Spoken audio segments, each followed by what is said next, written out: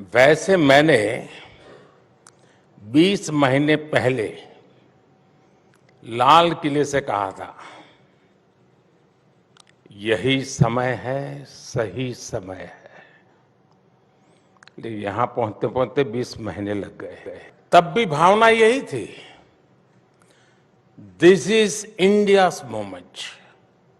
साथियों, किसी भी राष्ट्र की विकास यात्रा में अनेक उतार चढ़ाव आते रहते हैं, कई पड़ाव आते हैं। आज के कुछ दशक पहले जो देश आगे बढ़े, उनके सामने इतनी प्रतिस्पर्धा नहीं थी। लेकिन आज जिन परिस्थितियों में भारत आगे बढ़ रहा है, वे चुनौतियां बहुत ही अलग है, बहुत ही व्यापक है। दो देश महीनों से युद्ध में है। पूरी दुनिया की सप्लाई चेन अस्त व्यस्त है। उस स्थिति में इस बैकग्राउंड को सोचिए। उस स्थिति में द इंडिया मोमेंट की बात होना सामान्य नहीं है। ये एक नया इतिहास बन रहा है, जिसके हम सभी साक्षी हैं। आज भारत दुनिया में सबसे तेज गति से बढ़ने वाली अर्थव्यवस्था है। आज भारत दुनिया में नंबर 1 स्मार्टफोन डेटा कंज्यूमर है। आज Bharat global fintech adoption rate में नंबर 1 है। कितनी ही बातों पर चर्चा होती रही है, लेकिन चलो पुरानी बातें कभी किसी को जरूरत पड़ेगी तो खोद के निकालेगा। इन 75 दिनों में कर्नाटका के शिवमोगा में एयरपोर्ट का लोकार्पण हुआ। इन 75 दिनों में मुंबई में मेट्रो रेल का अगला फेज शुरू हुआ।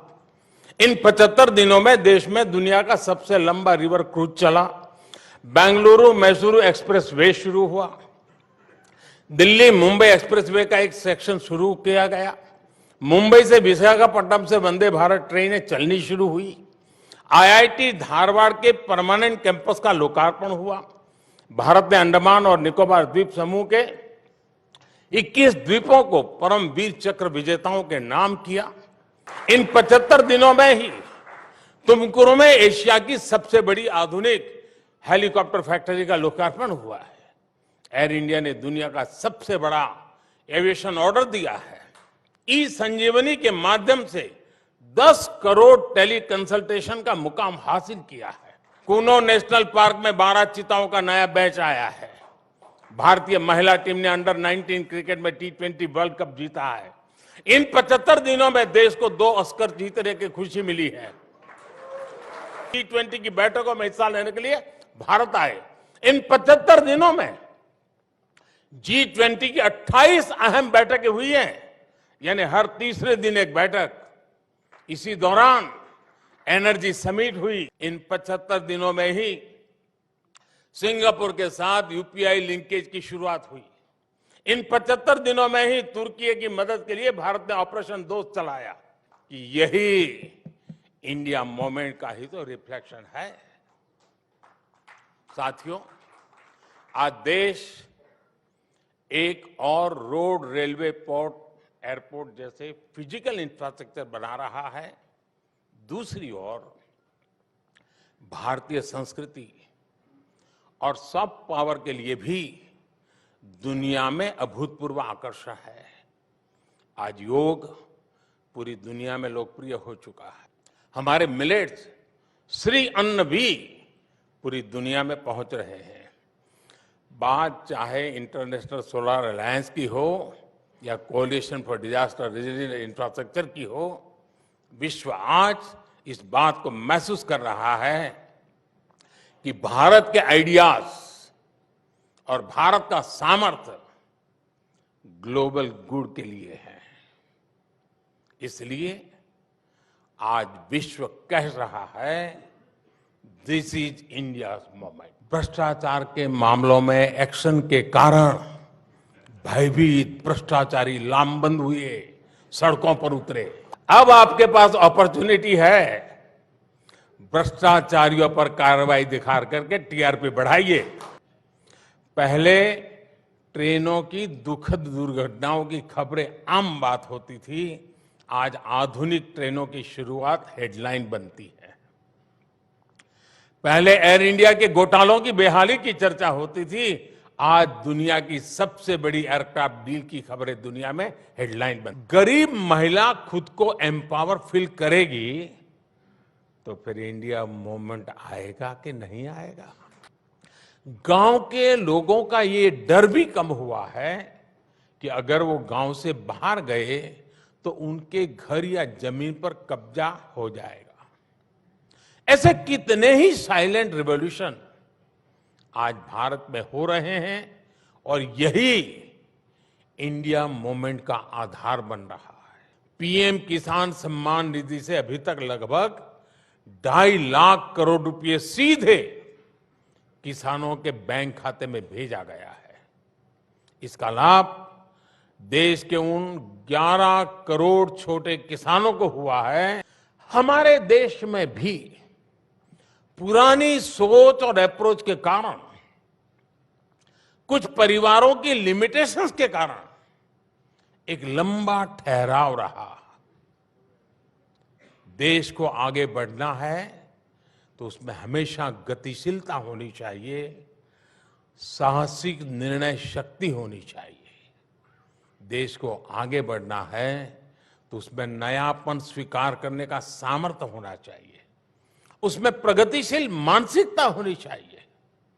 देश को आगे बढ़ना है तो उसे अपने देशवासियों की क्षमताओं पर, उनकी प्रतिभा पर भरोसा होना चाहिए और इन सब से ऊपर देश के संकल्पों और सपनों पर देश की जनता का आशीर्वाद होना चाहिए। सिर्फ सरकार और सत्ता के माध्यम से समस्याओं का समाधान खोजने का रास्ता बहुत ही लिमिटेड रिजल्ट देता है, लेकिन जब 130 करोड़ देशवासियों का सामर्थ्य जुटता है, जब सबका प्रयास लगता है, तो फिर देश के सामने कोई भी समस्या टिक नहीं पाती। मुझे संतोष है कि आज देशवासियों में ये विश्वास जगा है कि सरकार को उनकी परवाह है। इसकी और एक वजह भी मैं आपको बताना चाहूंगा, और वो है गवर्नेंस में ह्यूमन टच, सुशासन में संवेदनशीलता। हमने गवर्नेंस को ह्यूमन टच दिया है, तब जाकर के इतना बड़ा प्रभाव दिख रहा है। अब जैसे वाइब्रेंट विलेज योजना, दशकों तक बॉर्डर के हमारे गांवों को आखिरी गांव माना गया। हमने उन्हें देश का पहला गांव होने का विश्वास दिया। आज भारत जो कुछ हासिल कर रहा है उसके पीछे हमारी डेमोक्रेसी की ताकत है। हमने दूर सुदूर तक कोरोना की वैक्सीन पहुंचाई, 220 करोड़ से अधिक डोज लगवाई। ये हमारे इंस्टीट्यूशंस की ताकत है। मुझे लगता है हमारी डेमोक्रेसी और हमारे डेमोक्रेटिक इंस्टीट्यूशंस पर इसी वजह से ये सफलता ही कुछ लोगों को चूपती है और इसलिए हमले भी हो रहे हैं। लेकिन मुझे विश्वास है इन हमलों के बीच भी भारत अपने लक्ष्यों की तरफ तेजी से आगे बढ़ेगा। भारत की भूमिका जब ग्लोबल हो रही है तो भारत के मीडिया को भी अपनी भूमिका ग्लोबल बनानी है। पहले ट्रेनों की दुखद दुर्घटनाओं की खबरें आम बात होती थी, आज आधुनिक ट्रेनों की शुरुआत हेडलाइन बनती है। पहले एयर इंडिया के घोटालों की बेहाली की चर्चा होती थी, आज दुनिया की सबसे बड़ी एयरक्राफ्ट डील की खबरें दुनिया में हेडलाइन बनती है। गरीब महिला खुद को एम्पावर फील करेगी तो फिर इंडिया मूवमेंट आएगा कि नहीं आएगा? क्या आप जानते हैं कि पूरे विश्व की एक बहुत बड़ी चुनौती प्रॉपर्टी राइट्स की भी है। वर्ल्ड बैंक की रिपोर्ट कहती है कि दुनिया में सिर्फ 30% आबादी के पास ही उनकी प्रॉपर्टी का लीगली रजिस्टर्ड टाइटल है, यानी दुनिया की 70% आबादी के पास उनकी प्रॉपर्टी का कानूनी दस्तावेज नहीं है। प्रॉपर्टी का अधिकार ना होना वैश्विक विकास के सामने बहुत बड़ा अवरोध माना जाता है। दुनिया के अनेक विकसित देश भी इस चुनौती से जूझ रहे हैं, लेकिन आज का भारत इसमें भी लीड ले रहा है। पिछले 2-2.5 साल हमारे देश में भी पुरानी सोच और अप्रोच के कारण, कुछ परिवारों की लिमिटेशंस के कारण एक लंबा ठहराव रहा। देश को आगे बढ़ना है तो उसमें हमेशा गतिशीलता होनी चाहिए, साहसिक निर्णय शक्ति होनी चाहिए।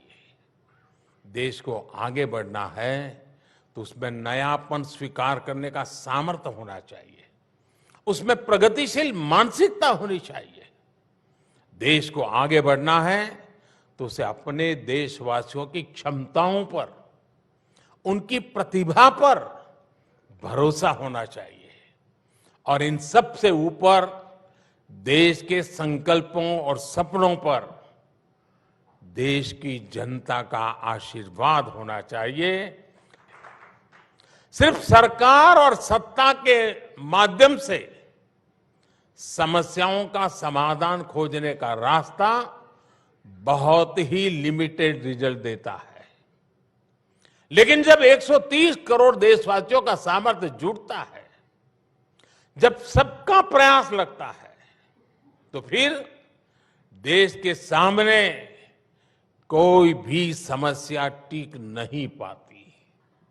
बैंकिंग सिस्टम मजबूत है, ये हमारे इंस्टीट्यूशंस की ताकत है। हमने दूर सुदूर तक कोरोना की वैक्सीन पहुंचाई, 220 करोड़ से अधिक डोज लगवाई, ये हमारे इंस्टीट्यूशंस की ताकत है। मुझे लगता है हमारी डेमोक्रेसी और हमारे डेमोक्रेटिक इंस्टीट्यूशंस पर इसी वजह से ये सफलता ही कुछ लोगों को चूपती है और इसलिए हमले भी हो रहे हैं। लेकिन मुझे विश्वास है इन हमलों के बीच भी भारत अपने लक्ष्यों की तरफ तेजी से आगे बढ़ेगा। इंडिया मूवमेंट को हमें सशक्त करना है। आजादी के अमृत काल में विकसित भारत की यात्रा को सशक्त करना है।